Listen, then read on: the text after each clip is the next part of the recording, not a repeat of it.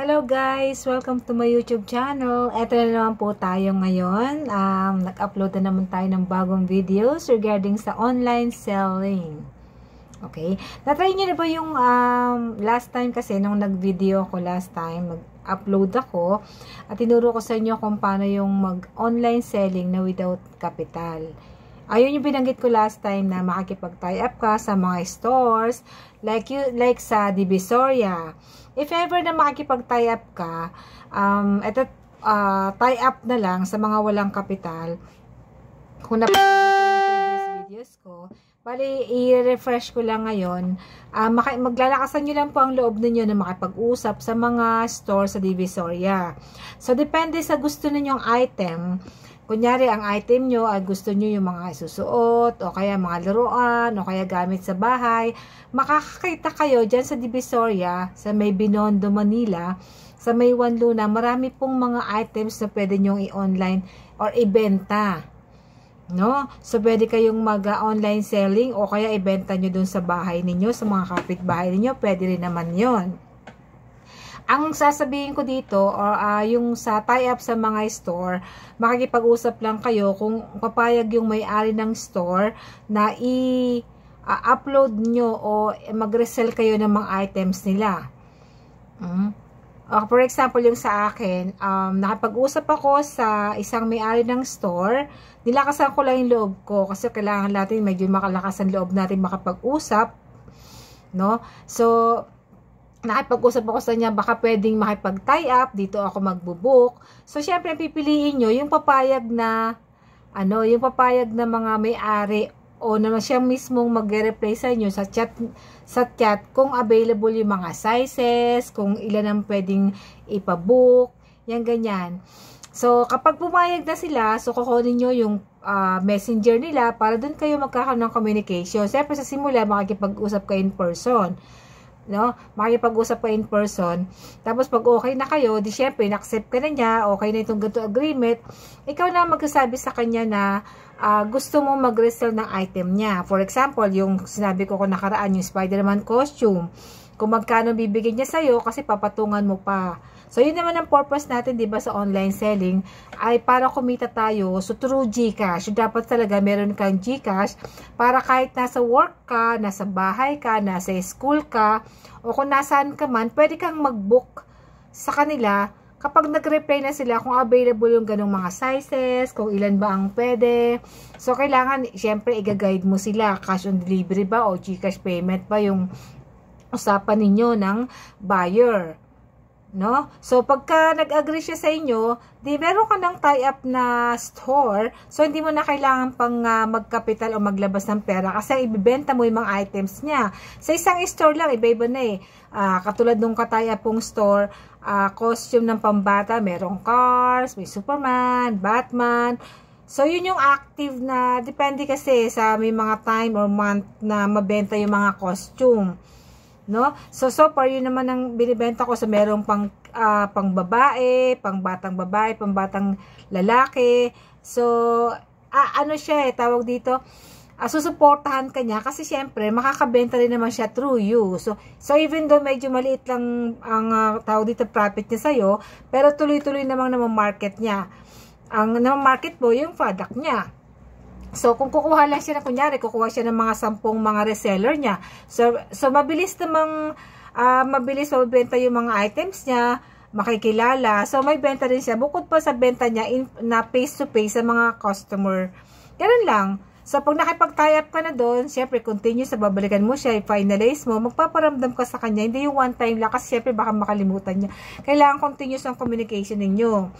For example naman, nasa work ka. Pwede siya mag-send ng pictures ng mga items, pero kahit na paano yung items na yun, nakita mo na rin siya o nahawakan mo na siya para kaya mo siyang i-explain sa buyer na nag-inquire sa'yo kung ano ang texture nun, kung yun siya ba ay terno, kung meron ba siyang sombrero, o kung ano, kung maganda ba yung makapal ba o manipis yung tela niya. So, kaya mo siyang i-explain sa buyer. So, yun ang gusto kasi ng buyer pag nagtanong sila, na available ba to, maganda pa to, makapal pa to, syempre ikaw, sasabihin mo yung totoo, kung manipis ba siya, makapal ba siya, maganda ba siya. Sa tingin mo, syempre ikaw mismo, i-rate mo yung product na yung maganda ba. Syempre kung magbebenta ka, yung magandang klase na, para naman sa gano'n, masatisfied ang mga buyers mo. Syempre, once na satisfied ang mga buyers mo, bibigyan ka ng magandang ratings. O tsaka magkakaroon ng repeat order sa iyo. Ganon lang nun. So, ayun nga, yung sinabi ko last time na doon ka magbebenta sa marketplace ng Facebook. Nakapasok na ba kayo sa marketplace Facebook? Yun. Pag pumapasok ka lang doon, tapos iaano mo lang yung sinabi ko last time, parang ulitin ko lang ngayon na i-click mo lang yung sa marketplace, and then nakalagay doon, sell, and then makikita mo nung anong item, anong category, saang location. Siyempre magpo-post ka kung saan pwedeng, like me, for example, Pasig ako, tapos tawag dito, nandun ang item ko sa Pasig, o kaya nasa Manila, kung saan yung tie-up mo, doon ka magpo-post para at least ang mga mag-inquire sa'yo, taga doon lang.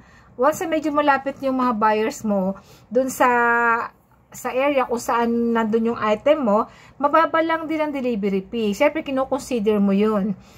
Siyempre, may mga cases na siyempre, kilala ka na sa marketplace, no? Di siyempre may mag-i-inquire na sa'yo dahil iba-ibang group na yung sinalihan mo eh. Meron ka ng Pasig, Makati, Marikina, Cavite. Yun, siyempre i-explain mo sa kanila na kung anong application o courier, yan mo sa kanila kung kaya mo sa JNT o Lalamove. Kasi ako sa Lalamove lang ako eh. Doon lang ako nagbubook. So, bago ko i-book yan, ipinapaalam ko din sa buyer ko na ito po yung price natin mula Manila hanggang going to Makati. So, mamili po kayo, cash on delivery po ba or GCash. So, yan nga, sabi ko kanina, dapat meron kayong GCash and then meron kayong application ng Lalamove. Yun. Tapos, syempre, of course, meron kayong load para magawa ninyo. I-try ninyo, pandagdag din sa mga pang-araw-araw na expenses niyo eh. Pagka nagka-profit kayo, matutuwa talaga ako. Gaganahan talaga kayo. So, mag-i-start lang kayo sa ilang items, and then, pag kumita na kayo, dating time, magdadagdag kayo na iba-ibang item, ganyan. So, mapapansin ninyo, may mag-i-inquire sa inyo nun eh. Sasabihin mo ba, ito ba brand new, ganyan. Yun. So, ganun lang naman, madali lang naman para sa akin.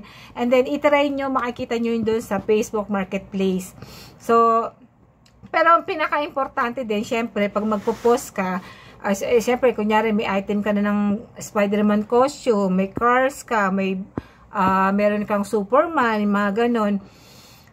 Iba-iba yung item mo, ipopost mo sa iba-ibang lugar, pero hindi ka dapat masyadong laging nagpo-post. Ibig sabihin, hindi yung sa isang group, siyempre, bibigyan mo ng kung ilang weeks mo niya, mag-post ka ulit sa kanya kasi baka mamaya may scam naman kayo pag lagi na lang kayo nakakita doon sa group na yon. So, bibigyan nyo rin ng space yun ng bago kayo mag-post dun sa another group. So, pagka type nyo po doon, kunyari, Makati, doon sa search sa Facebook, lalabas doon yung mga group na mga mag-join lang kayo doon. Pipindutin nyo lang yung join. Kunyari, Makati Marketplace, Makati area, i-join nyo lang yun, mag-join lang kayo, so papasok na yun dun sa kabila. So para pagka nag-post kayo, papasok kayo, mamimili kayo kung saan nyo gustong i-post yung mga items ninyo. So ganun yan, na-try nyo na ba? I-try nyo one time kung tapos hanggang sa tumatagal, magiging parang simple na lang sa inyo yung ginagawa ninyo, na nakakatulong na kumikita na kayo through GCash. Yan, basta importante, hindi ka manluloko ng tao. Sabihin mo ang talagang ma-expect nilang items.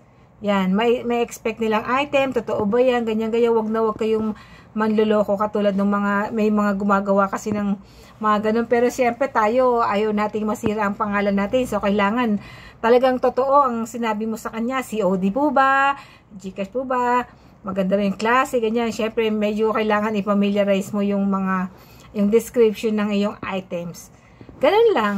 Yan. So far, yan lang muna, mga kamare, mga sir, ang parang update ko sa mga online, na gustong mag-online seller na ganyan.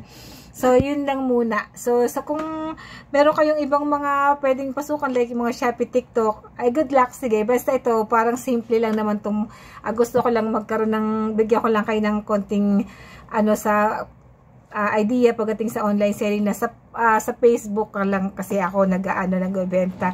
Pero kung magkaroon kayo ng sarili nyong tindahan na may kapital naman kayo, napakaganda. Doon sa market, doon sa Divisoria, pag pumunta kayo, napakadami yung makikita doon eh. Mas mura talaga sa Divisoria tsaka sa Taytay. So, kaya minsan pumunta kayo doon sa Divisoria, marami kayong makikita mga items doon. Magkakaroon kayo ng idea, papatungan nyo kung magkano yun. Maraan ako. Ikot-ikot lang kayo doon. Kung mayroon kayong sobrang pera, pwede kayong bumili ng volume, per dozen, pag simple naman ang gusto mo. I-try nyo. Napaka masaya din kasi pag kahit kumikita ka ng mga simple, at the same time, nagtatrabaho ka, ikaw mga single parents, siyempre tulong yan, nandiyan ka sa bahay, pwede kang mag-post, pwede kang mag-market, nakikita ka talaga, basta i-ano nyo lang, follow nyo lang yung binabanggit ko, at kung gusto nyo pang mag-explore, sige, punta na kayo sa Divisoria, marami talaga yung makikita doon, napakalawak nun, iba-ibang klaseng item. Pumunta na kayo sa Divisoria para meron kayong extra income, kahit gabi, kikita ka, mag-i-stock ka sa bahay. Pero syempre, yung tie-up mong store, syempre, kung anong oras lang sila, dun mo lang pwedeng i-book, di ba? So, thank you so much for listening or for watching. Kung gusto nyo pong, nagustuhan nyo po yung aking explanation about sa mga online selling, pwede kayong mag-like o mag-subscribe para sa susunod na videos nating bibigyan ng tips pagdating sa ganyan. Okay, thank you for watching!